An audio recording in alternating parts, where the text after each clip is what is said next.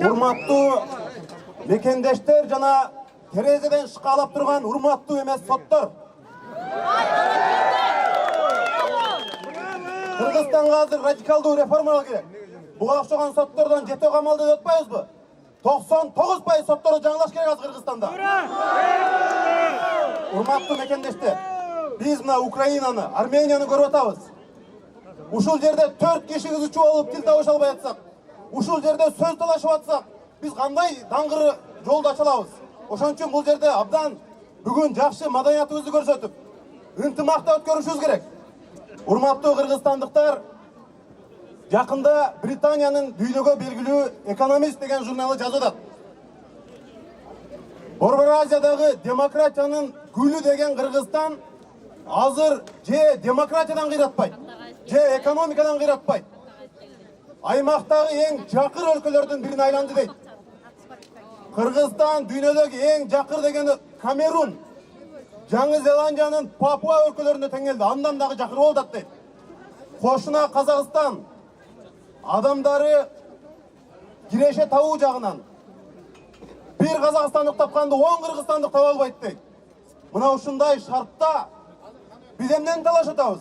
Бийлик менен оппозиция бир партияны талашып атат. Арак менен коньякты талашып атат. Сен сабынага барасыңбы? Үйүңдө тепшиде жуунасыңбы? Бизге айырмасы жок. Бизге өзгөртүү керек. Чоң реформалар керек. Элдин турмушун оңдотуш керек. Мына кече Украинада шайлоо өттү. Урматтуу туугандар, Украинага бир чети кубансак, бир чети ичим күйдү. Карагылачы, бизде кандай шайлоо болбосун, соттордон кош кектесе бизде стабилдүүлүк болгон жок дейт. Эмне Украинада стабилдүүлүк болдубу? Ошондой шартта, өлкө согушуп аткан шартта, эли кыйналып, башка мамлекеттер кол салып аткан шартта Украинанын саясий элитасы, жетекчилиги адилеттүүлүктү орнотту. 40-тын кырынан эң ашкан жигитти президент кылып дайындады. Элдин тандоосун сыйлады. Бизге мына ошондой керек. Урматтуу туугандар, Өмүрбек Текебаев, Садыр Жапаров, Дүйшөн Чотоновду биз адилеттүү мамиле кылып чыгарып коюшубуз керек. Кыргызстанда сотторду оңомойун бизде реформа болбойт. Мамлекет өнүкпөйт. Баарыңар сындайсыңар, мына парламентке бизнесмендер толуп алды деп. Сот адилеттүү болсо, прокуратура, фин полиция, милиция адилеттүү болсо, ушул бизнесмендер өзүнүн бизнесин кылып эле жүрө бермек.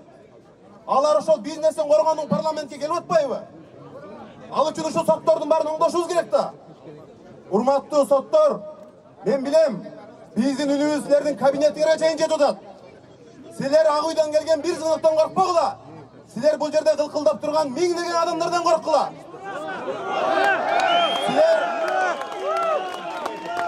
Силер Ак үйдөн келген бир СМСтен эмес, силер Кудайдын каргышынан, Кудайдын кусурунан корккула. Азыр урматтуу соттор, ушул соттор бир баатырлыгын көргөзүп кое турган мезгили келди. Соттор, адилетсиз соттордун балдары мектепке баргандан уялып калыптыр. Сен баланчанын баласысың деп мазакташат экен. Мындан өткөн кордук барбы? Орустун бир шылууну келип, кыргыздын чыгаан уулун ушул менден акча алган деп койсо, камап койсо, бул кандай өлкөдө бар?